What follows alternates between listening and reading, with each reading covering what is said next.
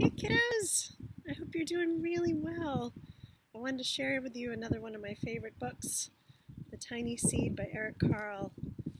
It's nice enough to be outside today. I thought it would be fun to try to film it in the woods, read it to you in the woods with the birds chirping. Hopefully it's not too windy. It is autumn. A strong wind is blowing, perfect for today. It blows flower seeds high in the air and carries them far across the land. One of the seeds is tiny, smaller than any of the others. Will it be able to keep up with the others? And where are they all going? One of the seeds flies higher than the others. Up, up it goes. It flies too high, and the sun's hot rays burn it up. But the tiny seed sails on with the others. Another seed lands on a tall and icy mountain. The ice never melts, and the seed cannot grow. The rest of the seeds fly on, but the tiny seed does not go as fast as the others. Now they fly over the ocean. One seed falls into the water and drowns. The others sail on with the wind, but the tiny seed does not go as high as the others.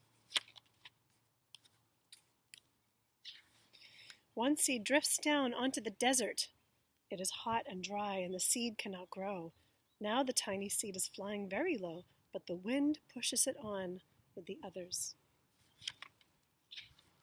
Finally, the wind stops, and the seeds fall gently down on the ground. A bird comes by and eats one seed. The tiny seed is not eaten. It is so small that the bird does not see it. Right there. See it? Now it is winter. After their long trip, the seeds settle down. They look just as if they are going to sleep in the earth. Snow falls and covers them like a soft white blanket. A hungry mouse that also lives in the ground eats a seed for his lunch.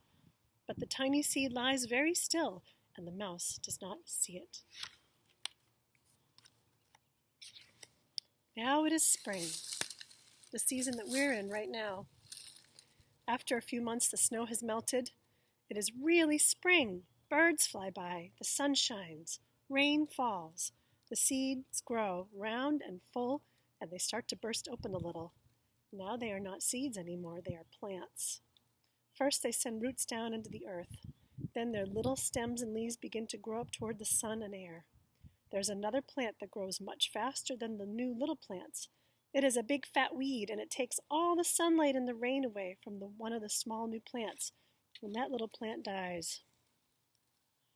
The tiny seed hasn't begun to grow yet. It will be too late, hurry! But finally, it too starts to grow into a plant. The warm weather also brings the children out to play. They too have been waiting for the sun in springtime. One child doesn't see the plants as he runs along and, oh, he breaks one. Now it cannot grow anymore. The tiny plant that grew from the tiny seed is growing fast, but its neighbor grows even faster. Before the tiny plant has 3 leaves, the other plant has 7, and look, a bud, and now even a flower. But what is happening? First there are footsteps, then a shadow looms over them, then a hand reaches down and breaks off the flower. A boy has picked the flower to give to a friend. It is summer. Now the tiny plant from the tiny seed is all alone. It grows on and on. It doesn't stop. The sun shines on it and the rain waters it. It has many leaves. It grows taller and taller. It is taller than the people. It is taller than the trees. It is taller than the houses. And now a flower grows on it. People come from far and near to look at this flower. It is the tallest flower they have ever seen. It is a giant flower. All summer long, the birds and bees and butterflies come visiting. They have never seen such a big and beautiful flower. Now it is autumn again. The days grow shorter, the nights grow cooler, and the wind carries yellow and red leaves past the flower. Some petals drop from the giant flower, and they sail along with the bright leaves over the land and down to the ground. The wind blows harder, the flower has lost almost all of its petals, It sways and bends away from the wind, but the wind grows stronger and shakes the flower. Once more the wind shakes the flower, and this time the flower's seed pod opens. Out come many tiny seeds that quickly sail far away on the wind. The end. And, just like at the beginning of the story, the seeds that are blowing in the wind and had their own adventure. I hope you enjoyed this story. Until next time.